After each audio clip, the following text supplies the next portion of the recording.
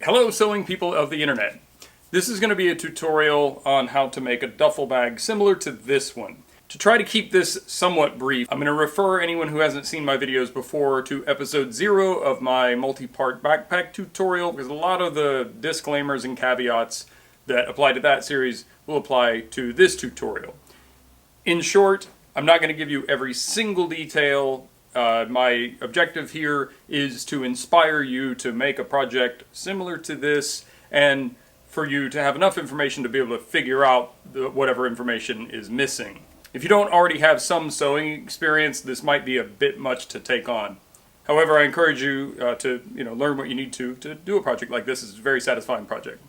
Additionally, I'm going to be using industrial sewing machines for this project. Some of the things that I'm going to do on this project probably aren't within reach of most home sewists with most domestic sewing machines, but there are alternatives, and I'll do my best to name some of those alternatives at the appropriate times. If you have questions about anything, always post it in the comments section, and if you like this series, clicking like helps, clicking on the subscribe button really helps, and you can also buy merchandise from a shelf you'll see below the video and in the description. If you're looking for one of those tutorials that's shot from overhead with nobody talking and, pictures and text showing, you're on the wrong channel. So if that's what you're looking for, just click the back button and you'll, I'm sure, find something that is more suited to your desires. I'm going to talk a lot. So this project came to me because a very good friend of mine is going to be going on an epic road trip and needed a big duffel bag to carry all of his clothing and assorted items. He wanted just one big bag that he could carry in and out of hotel rooms, and we decided to make a nice custom bag for him. Because I'm doing this for a friend who actually lives close to me, and we've been able to be in close contact and discuss things, and he's quite detail-oriented, and he brought me pictures of different bags that he liked, and told me what aspects of different bags he liked and what he didn't like. He even drew up this really cool illustration for me to work towards. We're not going to do everything exactly as was illustrated here. This is just kind of spitballing some ideas. After looking at the illustrations he brought me and talking to him, I made a quick sketch and changed a couple of things that I thought would work better for him. We talked about colors and ordered up some fabric. Because this bag is going to be made out of fabric that I ordered specifically for the project and I don't have a lot of extra fabric, I wanted to be confident that I was cutting the pieces to the correct size before I started cutting. So I made 2 paper models. You should see a card that you can click on to watch video about that if you haven't already seen it. Making these paper models was very valuable to me because it allowed me to quickly make something both to help me determine the pieces that I needed to cut, but also for my friend to determine whether or not the size was appropriate. We ended up changing the size. It's somewhere in between the 2 paper models that I made. The next thing I did was make a prototype bag. The bag that I'm making for my friend is going to be made out of 1000 denier cordura. I happen to have a lot of 1000 denier cordura, just not the color that I'm using for his. So I made a prototype bag. This is a step that maybe is not something I would recommend everybody do. I'm doing it for 2 reasons. One, I want to be very confident that the finished bag for my friend is going to be perfect. And some of the things I'm doing to this bag I haven't done before, so this is a better way to experiment. And secondly, I could always use a bag like this for road trips myself. I often find myself carrying a couple of backpacks of mine rather than just one big bag. So I'll use this bag. But if you're making one bag for yourself, it might be better to experiment on the individual pieces maybe that you're not sure about, but not make a whole bag. In any event, I made this bag and learned a couple of things that are going to be very helpful in making the finished bag. One of the things that I had not done before in any of the bags that I've sewn is a U-zip top opening on something like a duffel bag. I've made quite a few duffel bags, but they've all had a zipper going straight across. I'm going to tell you now, this has been hard for me to pull off, and if you're new to this, I would recommend probably just doing the zipper straight across. Everything I mentioned in this video about how to accomplish this, I can only say applies to the materials that I used and the machines that I used, and maybe to some extent with my experience. So you may have a different method that works for you, and what little information I could find on the internet about this tended to contradict each other anyway. So you may just have to experiment with different methods and see what works. But it took me 5 different attempts at methods before I finally got to something that I was happy with. So if you don't have a whole bunch of zipper and extra material to experiment on, maybe just do a straight zipper. So here are the materials I'm going to use for the bag. The exterior is Ranger Green 1000D Cordura nylon.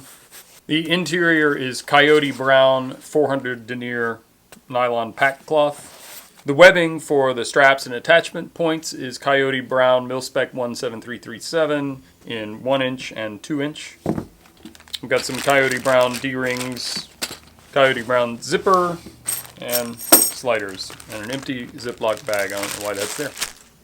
I'll be stitching this with V92 bonded nylon thread. This is like an olive drab green. I couldn't find Ranger Green, and this is Coyote Brown. The first thing I need to do is lay out and cut out all the pieces.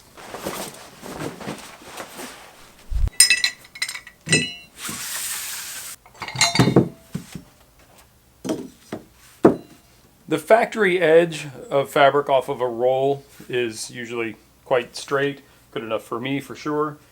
Where the fabric is cut off by the retailer may not be perfectly straight, so I like to use a framing square just to make sure I'm starting with a good square edge. The reason for doing that is if I measured up from this line to cut my pieces, instead of having a square piece, it might be a little bit offset and the grain doesn't run straight and it can mess with things. It's just better to have it as straight as possible.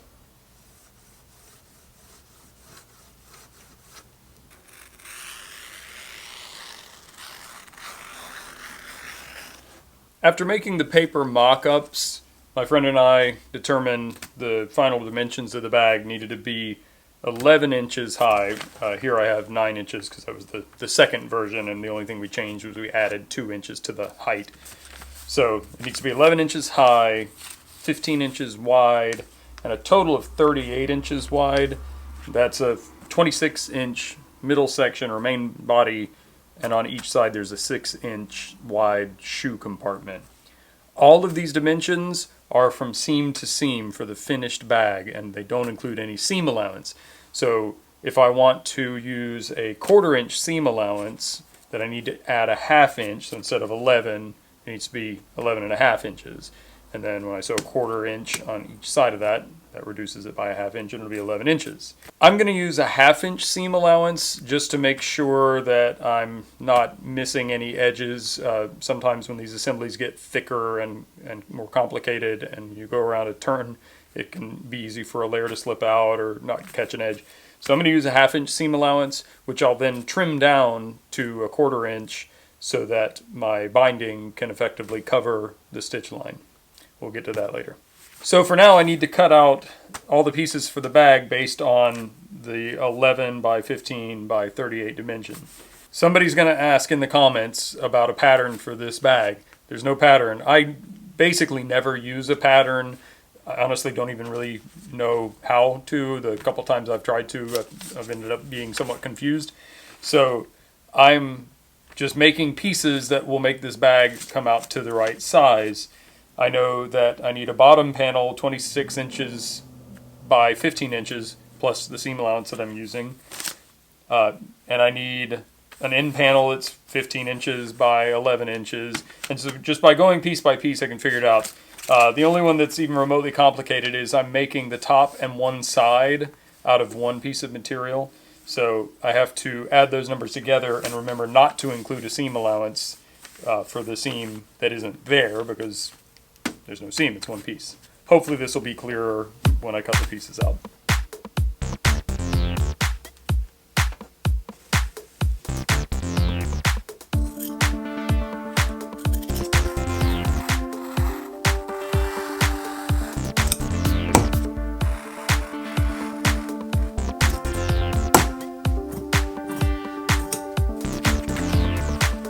This piece is going to make the back and the top of the center section, the main section of the bag.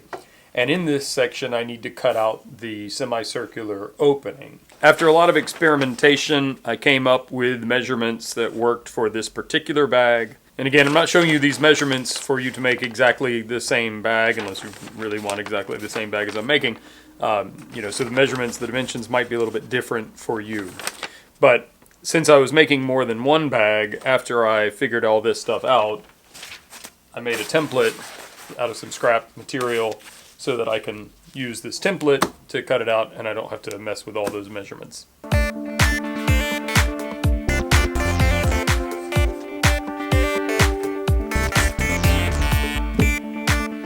To attach the zipper, I just placed the pieces wrong sides together and treated them as one piece, and then I sewed the zipper around the perimeter as close to the edge as possible.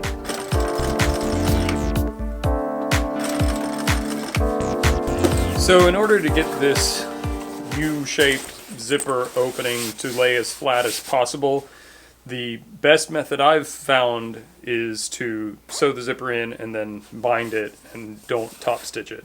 And that's what I'm going to do here. Binding can be problematic. It can be difficult even under good circumstances, but for a home sewist with a domestic machine, it can be quite difficult. I'm going to be using this Yamana, I think it's a YF 335. It's a cylinder arm sewing machine. It's a clone of a FOF sewing machine. And it gives me the best results that I've been able to get binding. Because of the cylinder arm, I get lots of room to maneuver, especially as it becomes more and more of a bag. It gives me good access. And it's just set up. It's got a nice synchronized binder, so as the walking feet walk, the binder will move back and forth with them to stay in perfect placement. For binding work at a professional level, this is probably how you have to do it. Again, I'm not saying you can't get good results with a domestic machine or a portable walking foot machine or a flatbed walking foot industrial machine. All these things are possible, but I've been doing this for a long time and I've struggled with it, and this machine gives me good, consistent results. This is the same style of machine that I used when I worked for a leather bag manufacturer for a while. So for me, this is the way to go. If you don't have something like this and you're having difficulty making this work, then that's when I would probably suggest reverting to a straight zipper opening that you could use a single or double fold to attach the zipper, or doing binding in a straight run is a lot easier with a regular machine. Anyway, this is what I'm going to use.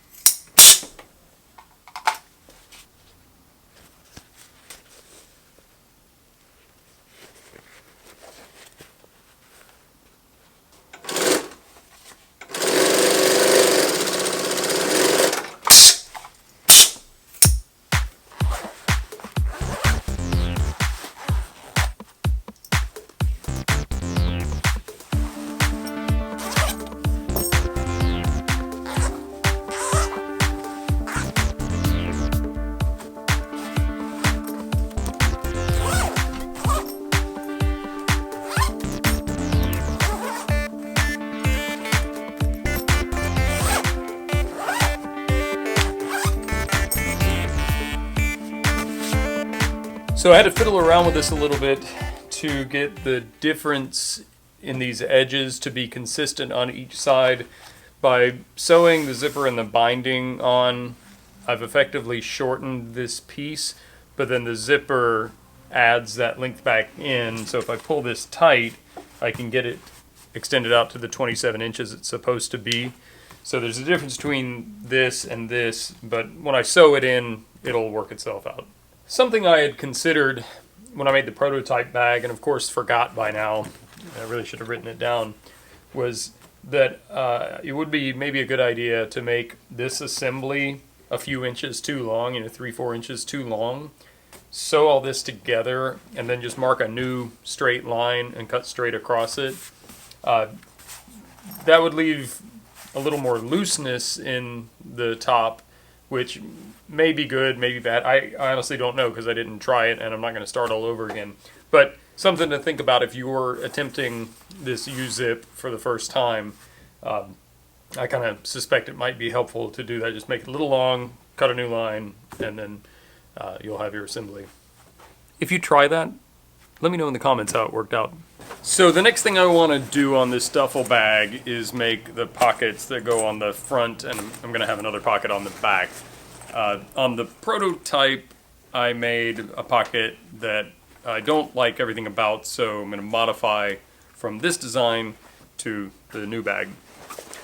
One thing that I did on the prototype that I really don't like is I sewed the bottom of the pocket into the bottom seam, the seam between the side panel and the bottom panel. And that just made the sewing difficult because there's binding on a couple of things and I'm binding over binding. So I'm just going to make this be attached to the side panel only. The puzzle here is I have this pocket that needs to have a liner, and I need to attach this pocket to the side and cover all the raw edges and try to do it without having too much binding involved. So the only binding I'm going to use for mine is going to be on the zipper. You don't have to do binding on the zipper. I've got a video showing 4 different ways to put zippers in and cover the raw edge, so you could definitely do the sandwich method. The video will be up here. You could use the sandwich method, and that's actually what I'm going to use on the other side of the zipper. But I do like how the binding gives a little bit more structure, so I'm going to use binding on the front section of the zipper. So this is what the exterior pocket will look like when it's finished. It has this flange that I'm going to fold over and then sew this to the main body of the bag.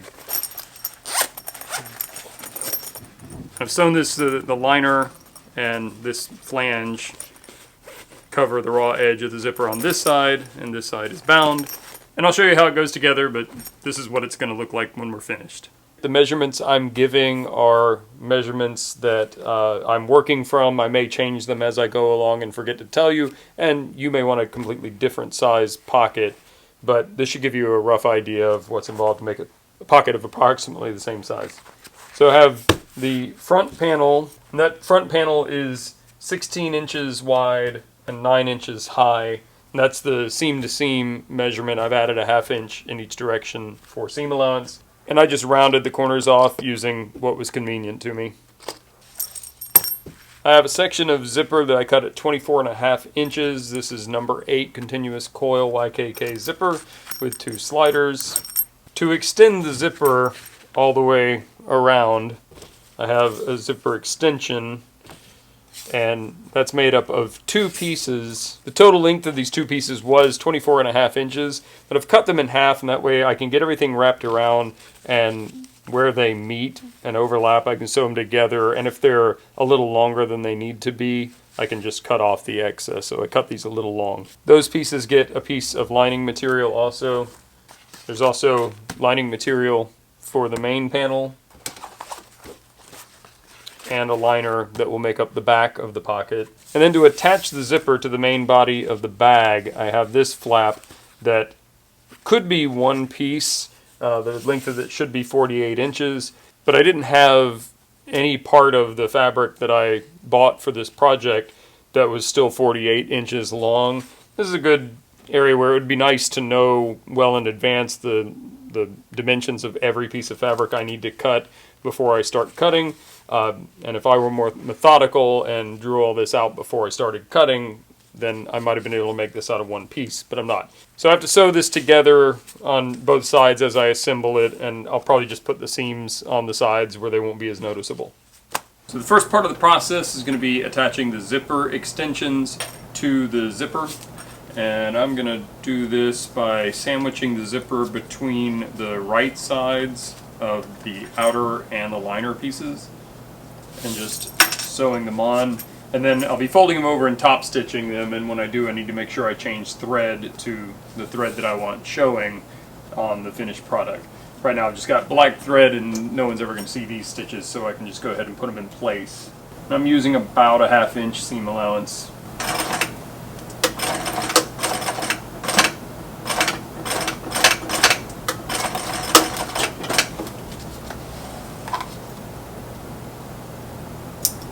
By doing that, when this is top stitched, on the outside you'll have the correct face of the exterior fabric, and on the inside the correct face of the lining fabric.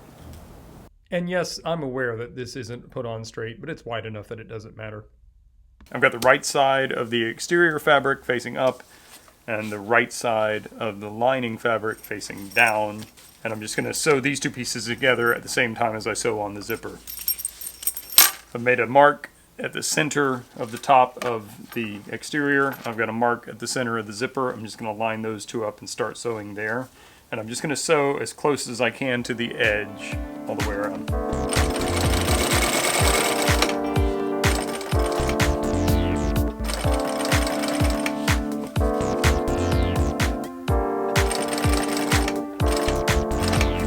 I'm stopping with some distance to go because this piece is going to overlap on the other side, and I want to give myself some room to sew these pieces together. Again, this is probably not the most precise way to do it, but it doesn't require any math. And now I'll just go back to the center and start again going the other way around.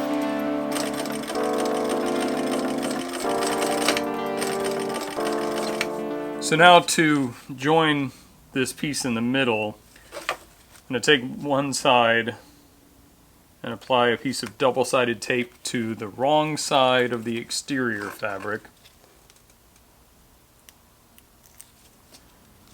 I'm just going to fold that over. It's about 1/4 inch fold. I'm going to do the same thing to the wrong side of the liner fabric of that side.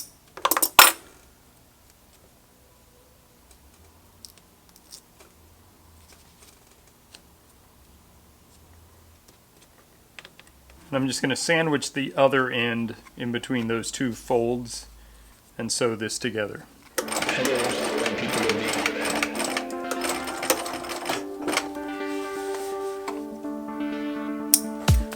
Now I can finish sewing this piece down.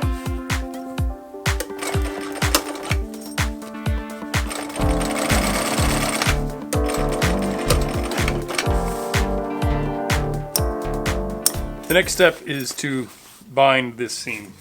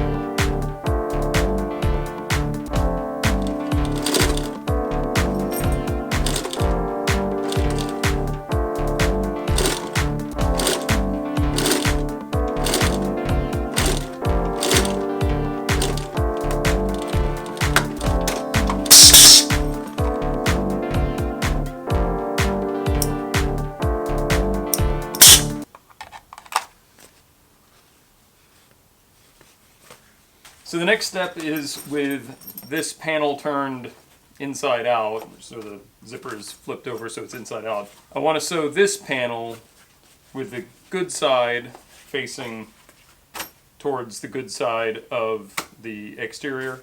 I also need to sew on these pieces that will make the flange that will enable me to sew this pocket to the main panel of the bag. And again, I think I mentioned this earlier, but this is made out of 2 pieces because I didn't have enough material length to make 1 piece. So I'm going to sew this together and then figure out the final length and sew it together on the other end. Earlier in the video, you may have seen liner pieces for this assembly. I don't remember if it made it into the edit or not, but you don't need a liner for this part. I cut these out purely by mistake. I think the final length for this piece was something like 48 inches, and I cut it at 1.5 inches wide. I just decided on that measurement to give me enough material so that I can fold it over and sew it with a folded edge instead of a raw edge when I sew it to the bag. I'm going to sew this panel and this assembly onto the pocket assembly at the same time.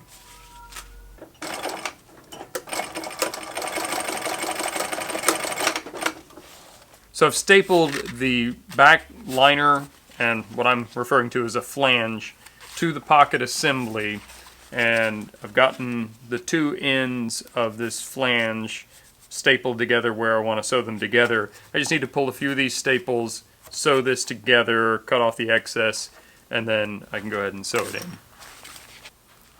I just have to pull these staples so I can get this piece away from the rest of the pocket enough to sew this seam.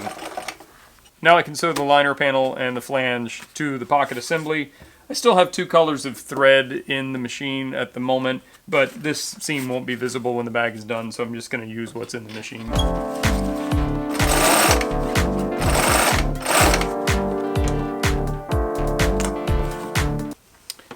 Whenever I encounter a staple that's closer to the edge or near where I want to sew, I'm just pulling it out before I sew over it. If you sew over a staple, you can get it out. Thread is over the staple. You can still get the staple out. It's just a pain. So.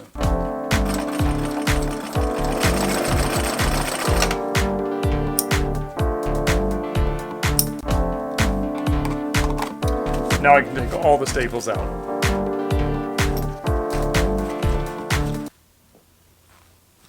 One common running theme with my YouTube channel is, while I don't admit or go out of my way to point out every mistake I make, I also try not to hide mistakes because you're probably, well, maybe I'm the only idiot, but someone out there may make a similar mistake, and I want you to know that it happens to anyone and that it's recoverable when it happens to you. So when I said the position that I was doing all this in, I was wrong. I needed this to be turned right side out, not inside out. So I've just carefully sewn this beautifully into place exactly wrong, and now I have to take it apart and do it again. This should be on the outside, and this is the inside. So. Time for the seam ripper. So I sewed twice around just to be safe, and then once you flip the flange around, then we have the pocket.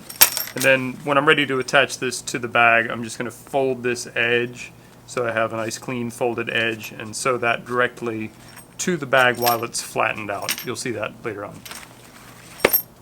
Okay, so I've reached what is, in my opinion, one of the most critical parts of building any bag, whether it's a backpack, a messenger bag, duffel bag, whatever, and that is I could go ahead and close the bag now, sew the bag into a bag shape, and then realize, oh, I forgot to put the handles on, or I forgot to put the attachment points for a carry strap, or the pockets, or whatever. There are things that need to be sewn onto the bag before it's closed and before the lining can't be moved out of the way.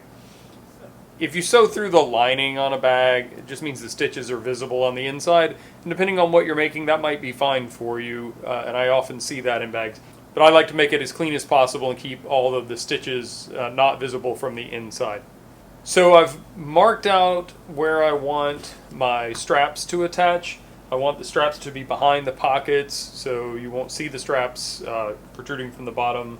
From a structural standpoint, it might be better to have the straps wrap all the way around the bag, but in this particular circumstance, the way I'm putting this bag together, that just gets really complicated, and I don't think there's enough benefit to it. So I'm not having the straps go all the way under the bag, I'm just attaching them to the sides. I've made quite a few duffel bags, probably 5, 6 duffel bags, something like that, and determining the length of the handles has always been a bit of a puzzle for me. I don't know if there's a formula, based on the diameter of the bag, how big the handle has to be. Again, everything I ever tell you, I pretty much learned on my own, so it could be wrong, so take everything I say with a grain of salt. So if there's a standard for the size of the handles, the length of the handles for it to be right for the bag, I don't know what it is. Here's what I can tell you. On this prototype bag, The straps, I think, are a little bit longer than they need to be. You don't want them so short that they won't join in the middle when the bag is full. But, you know, if the bag is not completely full, I don't like the straps to be super long so that the bag is hanging really low. So I think this is a bit long. But the trick is it's hard to tell when the bag's not full, and it's hard to fill up a bag that isn't a bag yet. So I've kind of had to guess. But for the prototype bag, if the bag were completely full, the straps would reach basically across to the opposite top seam. So I'm shortening the handles on the prototype bag just a little bit so that they go past the halfway point. Maybe the halfway point is a good place to have them reach. I honestly don't know. If you have experience with this or know of a source of information that explains how to size the handles for the bag, not, you know, they have to be X inches long, like size them for any different size bag that you make, I'd love to know, so please post a comment below, and if you're wondering, check the comments because somebody may have answered this question. So all that said, for the bag that I'm making, I cut my straps at 46.5 inches long, but you may want them a different length. To help me get all this to the sewing machine and keep everything in place, I've made chalk marks where I want the handles to go, and I've also applied double-sided tape, and I'm going to stick everything down that I can so that I don't forget something or don't have something shift and fail to notice it and sew it in the wrong place. Similarly, I've gone ahead and made the webbing pieces to hold the D-rings in place, and I've just folded them and double-sided taped them in place, and I'm just using these little clips to the double-sided tape will only hold for so long, and I'm not going to sew this today. It'll be tomorrow before I sew it, so this way it'll at least stay in place so I don't forget what I was doing tomorrow. I've sewn these attachment points on with the usual box X stitch that I would normally attach webbing with. On the handles, I'm not going to do a box X. Part of the reason for a box X on a webbing attachment is just because it looks cool.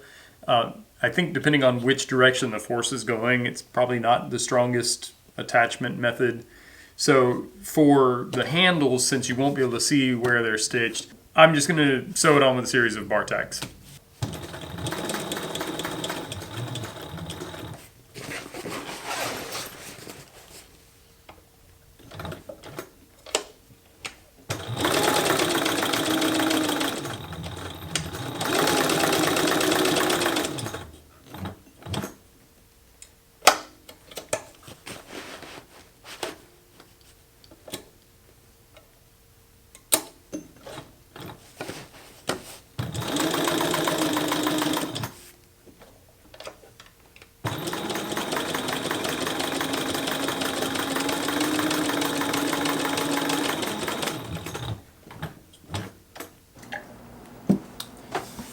Okay, off camera I have sewn on both exterior pockets.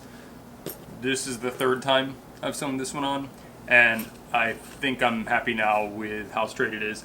Honestly, I was a little bit flippant about doing it the first time and just, you know, kind of eyeballed it and thought I was better than I am. So after screwing it up a couple of times, I carefully marked out the exact measurements where it needs to be. Essentially, again, all the dimensions I'm giving are for this specific bag, and I hope if you decide to make a bag like this, you make your own bag. But for the sake of argument, seam to seam, this pocket is 15 inches wide and 9 inches high, and I marked a line 6 inches from each outside edge, and I think 1 inch up from, or no, I went 10 and 5/8 inches down from the seam, and then 9 inches up to get the next line. So I drew a box, the dimensions of the pocket, centered on this panel, essentially, is what you need to do. So now I will show you how I got this pocket mounted on the other pocket that I have to seam rip off and reattach. One other thing I want to point out, yet again, I have no formal training in bag design. This is all, you know, me improvising, and I think it would be good to round the corners of this bag a little bit more. where the zipper comes around this corner, it kind of pokes out a little bit. It's just a little unsightly. It works fine. It's no problem. But I think it could look a little bit more refined if that were a little bit rounded. And I might be wrong. So experiment and figure it out yourself.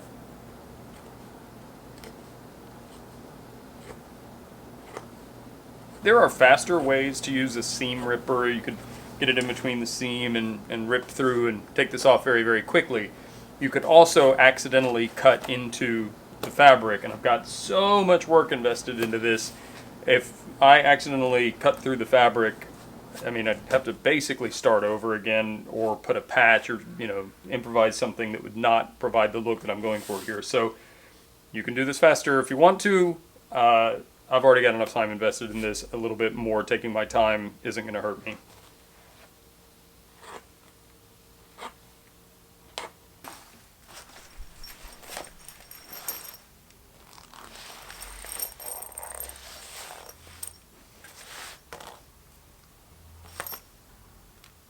So I've gone ahead and measured out and marked all of my lines.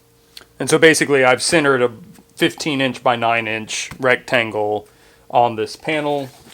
The flange that I'm going to sew down, I've attached double-sided tape and folded that down. So I just have to center this, make sure it's straight. I'm going to put double-sided tape down, stick it down, and then sew it in place. I've marked this using this tailor's chalk, and I've confirmed that with a moist rag I can remove this so you won't see any marks when I'm done.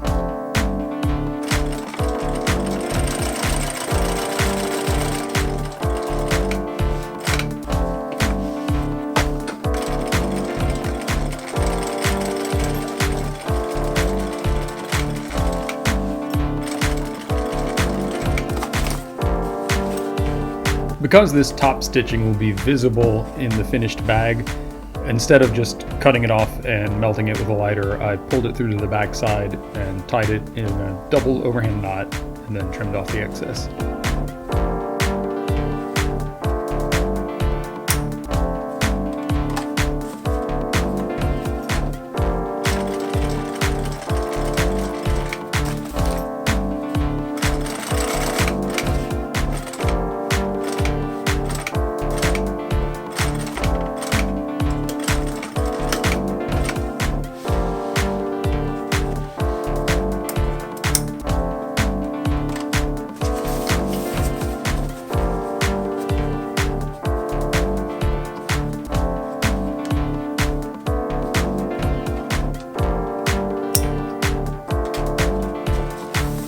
When I started this project, I started with 2 yards of both the liner and the exterior fabric, and I ran out of liner.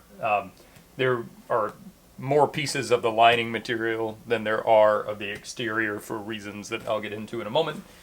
But fortunately, my wife happened to have some Coyote Brown 400D in her collection, so I'm able to continue apace.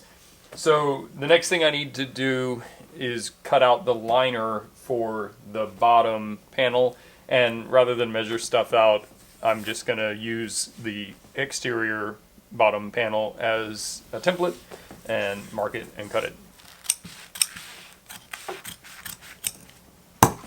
To sew the bottom panel on, the liner for the bottom, I've got that on the table with the right side facing up, and then the assembly of the main body panel, right side facing up, and then the bottom panel, right side facing down. I didn't talk about it in this video, but the bottom panel is covered with pieces of motorcycle inner tube, and I made a video about that. You can see a card in the corner and a link in the description if you want to know more about that.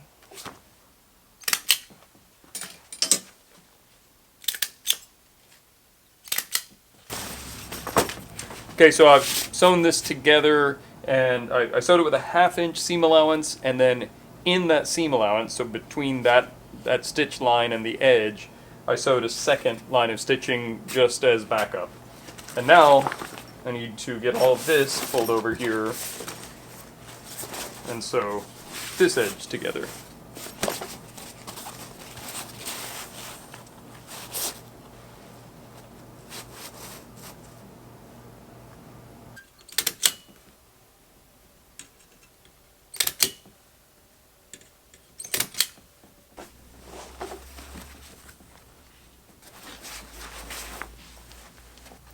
First thing I'm going to do is find that center notch that I made.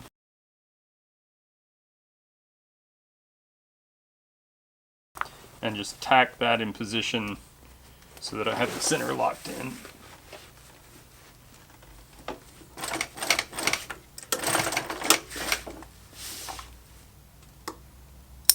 Now that I have that locked in position, I can just go ahead and line up the ends and sew it together.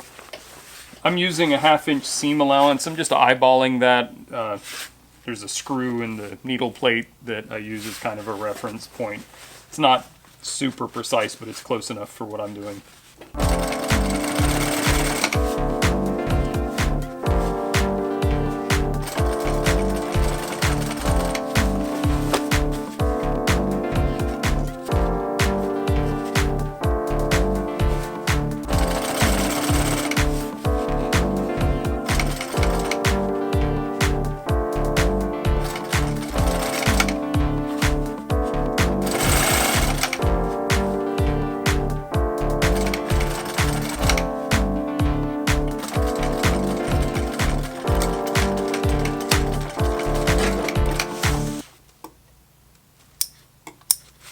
Before I sew in a second line of stitching, I'm just going to pull all the staples out since I might run over them while I'm putting that second line of stitches in. I would not recommend leaving the staples in the seam. They would be hidden from view when the bag is finished, but it's possible that they could eventually become deformed enough to start poking through, and that would not be cool.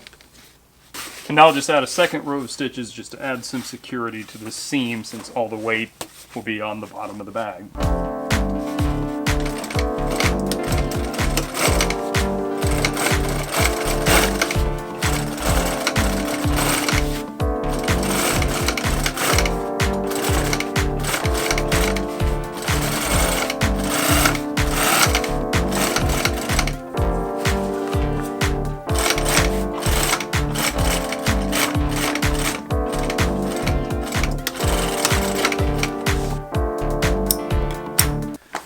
Now to see if I did that correctly. What I need to do is turn the bag through the opening between the liner and the rest of the bag.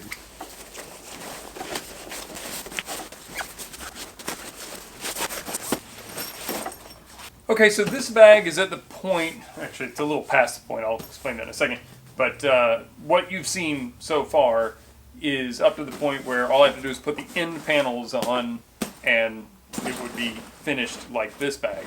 However, this bag is getting a shoe compartment on each side. The specifics of how I'm doing the shoe pockets might go a little bit beyond the scope of what you need to know if you're just making a simpler duffel bag, but I'll show you how I did it in the event that you want to do something like this on a project that you're doing. Before I do that, I want to answer a question that's been brought up and probably will get brought up again. You could put a zipper on the end panel and sew in a pocket that can extend into the main compartment of the bag to separate shoes from other stuff. The whole point of this is to have some place where your shoes and the dirt that might be on them doesn't contaminate your clothing or whatever. I don't like that personally in any of the bags that I've had that have them. What ends up happening for me is either I think I've got enough room for the stuff in the bag and then the shoes complicate it, or I have to pack stuff around the shoes, or if I'm not carrying shoes, I've got this floppy material in there that just gets in the way. So I personally don't care for that process. If you can make a bag like this, and I'm sure you can figure out how to make the pocket that extends into the bag, but I'm not doing that because I don't particularly care for that method, and the person I'm making the bag for didn't want that option either. This is the option that works best for his use. So just know that this was a thought out decision. I just don't like the pocket inside the bag thing. If you like it, awesome.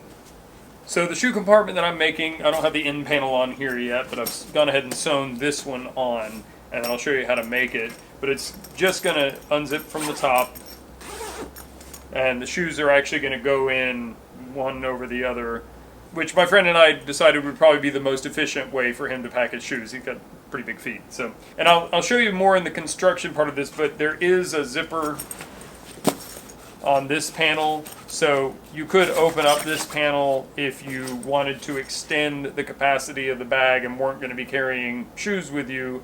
Then this flap could just be folded out of the way. So you could still make use of that space if you were not carrying shoes with you. So I've already made one of the shoe pockets and attached it to the bag, and I'll show you how to make the other one. Pro tip, I made this one like a week or two ago, and I did not take very careful note. I don't think I took any notes really of measurements or any tips on how to assemble this, and I spent the last 45 minutes trying to remember how I did it. So if you're working on a project like this and you're breaking things up, maybe a good idea to write some stuff down. So now I'll show you how to make the other one and attach it to the bag. To make the pass-through, I have a piece of the lining fabric. This is why I ran out of lining fabric, because I didn't account for things like this. So I cut this the same as the end panels. It's 12 inches high by 16 inches wide, and I rounded off the corners, again, using what was handy to me. I cut a 43-inch long piece of number 8 continuous coil YKK zipper, and I have 2 sliders for that. The zipper's cut a little bit long, so I can cut it to length. And after doing the first one, I probably should have cut this shorter and made zipper extension as I did for the other zippers, so that the part that's being sewn into the bottom seam doesn't have zipper in it. It just makes it a thicker, harder to sew seam. But I did it this way on the other one, so I'm just going to keep it consistent, even if it's consistently less good. The shoe pocket itself is kind of its own miniature duffel bag. The bottom is the same 1000D Cordura with motorcycle inner tube pieces sewn to the bottom. And I have a piece of liner for the bottom. And then the body of the pocket, pieces to make up the zipper panel, and a piece of zipper that's cut at 24.5 inches long, I think. 2 sliders. And then these pieces that basically are a zipper extension to extend the zipper panel down to the bottom. The one trick is that ultimately I want this piece to be 6 inches wide, but I have to account for the zipper. So the zipper takes away 1.25 inches, but then I have to add some back for a fold over for the zipper panel. And so the end result for my application is these pieces are cut at 3 3/4 inches wide, both the exterior and the liner pieces. When I get done sewing these pieces to the zipper, it should be a total of 7 inches wide, and then I sew that to the bag and the end panel with a 1/2 inch seam allowance, and it'll be a 6-inch wide pocket. I'm using a single fold on the edge of the divider where I'm going to attach the zipper. To do this, I first applied double-sided tape to the perimeter. And then, slowly in sections, I applied a single fold. There will be some wrinkles around the curves, but they'll be hidden by the zipper and you'll never see them.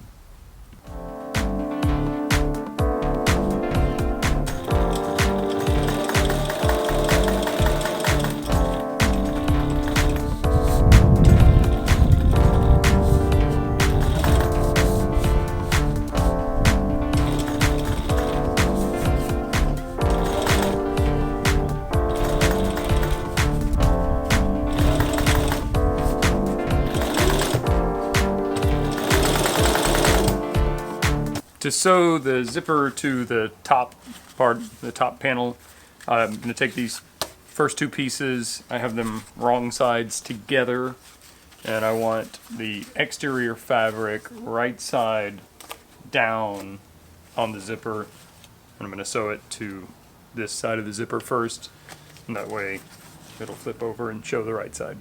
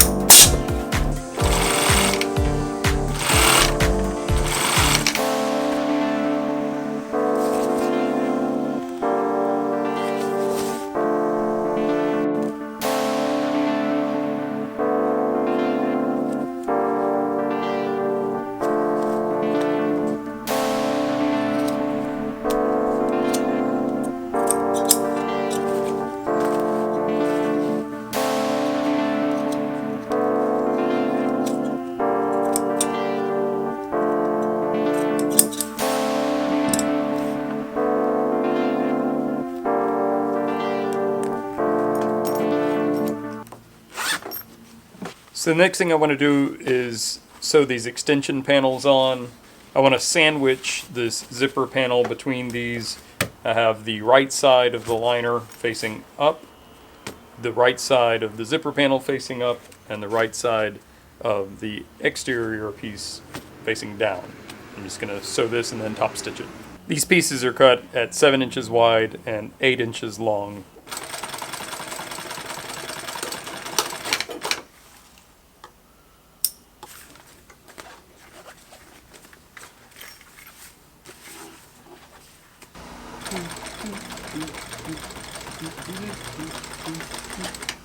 So I'm going to sew the bottom panel on. I've got the good side, which is the inner tube side. I'm going to put these good sides together, and I have the liner panel good side up on top of the bottom panel. I'm going to sew it all at one time.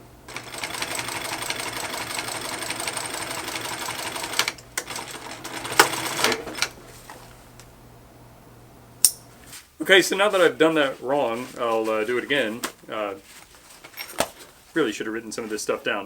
So I've got the bottom panel with the good side facing up. I'm going to put good side of the zipper assembly down on that, and then the liner, the bottom liner, good side down. And that's going to sandwich the zipper assembly in between the two pieces, so when I turn it out, everything will be facing the right direction, hopefully.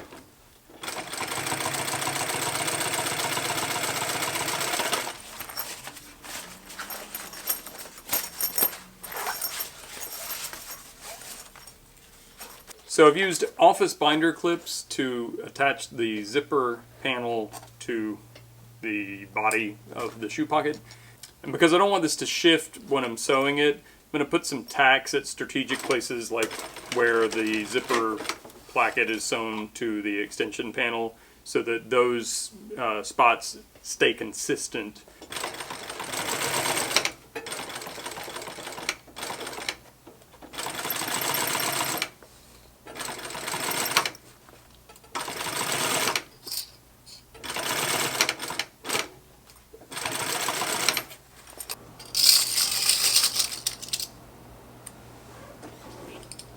I've clipped the shoe pocket assembly into the bag, and now I'm going to sew it in place.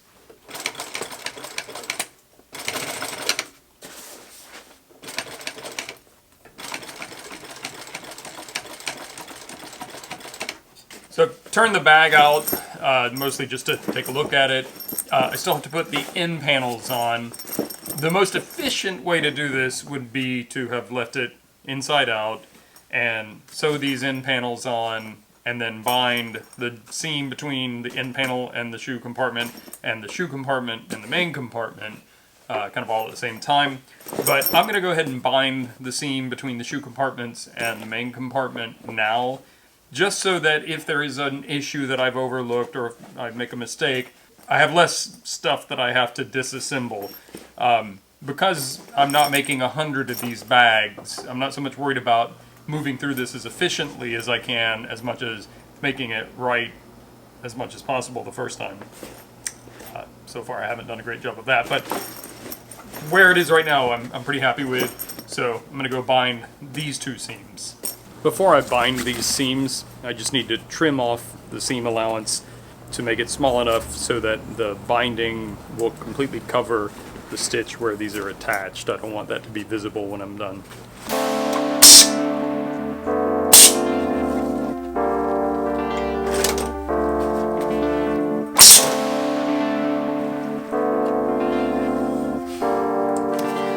Okay, I've been saying a lot of bad words off camera and broken several needles in my cylinder arm machine. And most of this doesn't have anything to do with what your experience would probably be, because most of you aren't going to use the inner tube bottom section that I use. But in the interest of, sharing and full disclosure and stuff, what ended up happening is the doubled up layers of inner tube that are on the bottom of the bag at this seam is just too much for the machine to bind and for this particular binding to cover. And I kind of worried that that was going to be the case, but I didn't worry about it enough to do something different like I should have. In any event, here's how I'm fixing it. This isn't ideal, but this is the liner on the inside of the bottom of a duffel bag, kind of in the corner where it's not going to really be seen. So what I did was I took a strip of fabric 4 inches wide, folded it in half, and then folded that over this seam and sewed it down. So it covers the raw edges, does what it needs to do. There's probably better ways to do it, but this will do it. Basically just made binding and manually attached it. So I'll show you some footage of how I did that on the other side.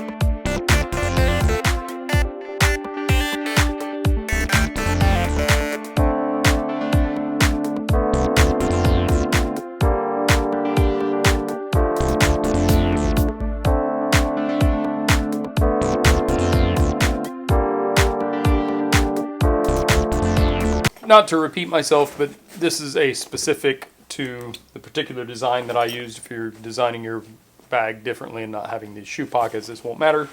But in order to access the inside out position of the end of the bag, you just need to unzip this divider. That's another benefit of having a divider that can unzip between the shoe compartment and the main compartment. So that now I can easily extend this out so I can sew the end panel on with the bag inside out, bind it, and then we'll be done. One quick thing I want to point out, I decided to round off the corners, the 2 top corners of the end panels. On the prototype bag, they're squared off. I didn't round them off, but I just kind of arbitrarily decided to do this. You can leave them squared off, it works pretty well, but I think this will just give it a slightly more refined look. We'll see. This bag is sufficiently large that I've pulled my machine's table out to intersect with my work table. They're close enough to the same height so that it allows me to have the whole bag supported. Otherwise it'll tend to want to fall off and hang up on the edge. If you're not using an industrial machine, then you may have to be creative with how you support your bag if you're trying to make a bag this big. But now I'm just sewing that seam with approximately a 1/2 inch seam allowance.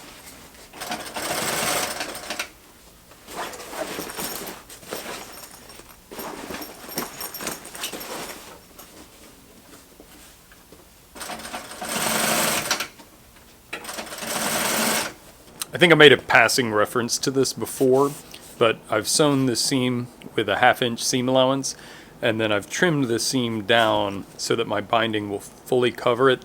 The idea is that I want the stitches from the binding to go past the stitches that join the 2 pieces together. So when the pieces are stressed, the binding stitch will be the first stitch line to experience stress, and it'll just cover it up and make it look nice.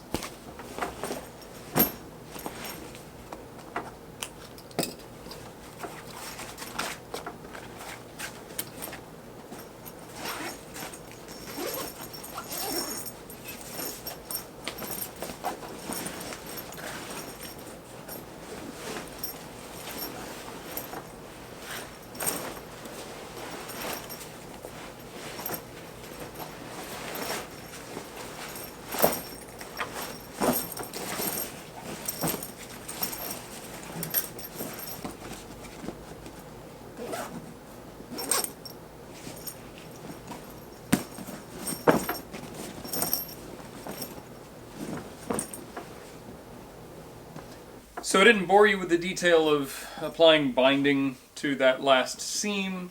Again, if you're not using a dedicated binding machine, and if you're using similar materials, I might not try to use binding on this.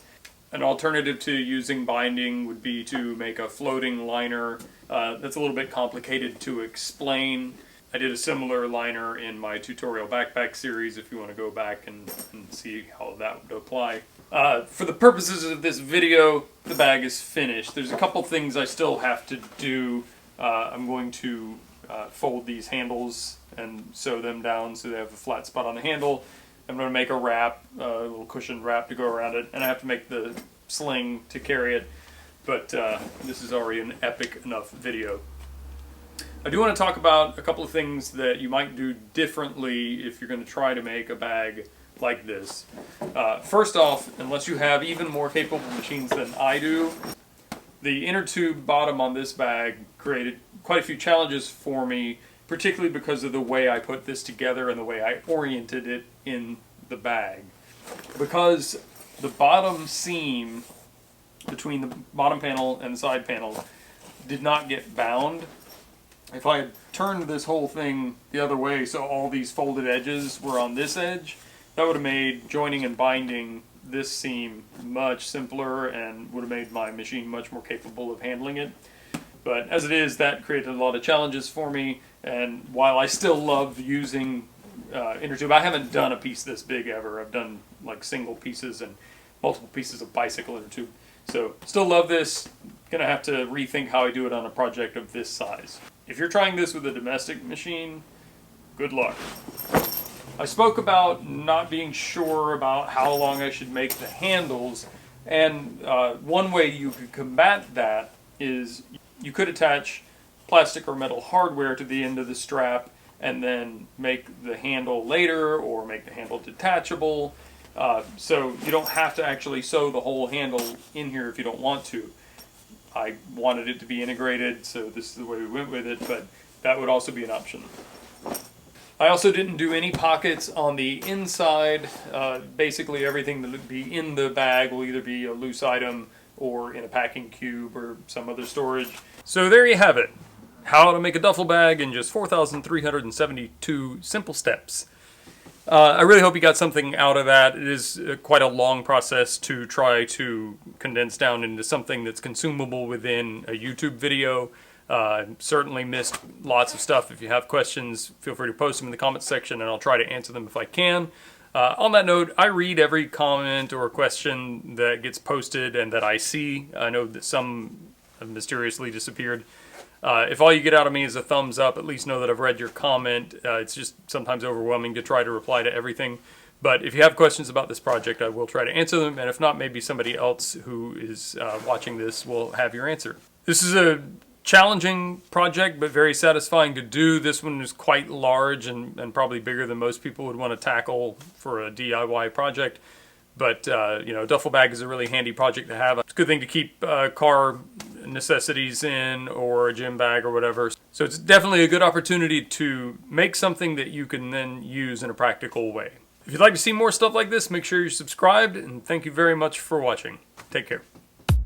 If you've made it this far, you might like me enough to check out my other channel, The Jason Wins, where I share some of my outdoor passions like some of the wildlife we encounter on adventures here in Florida. Link in the description.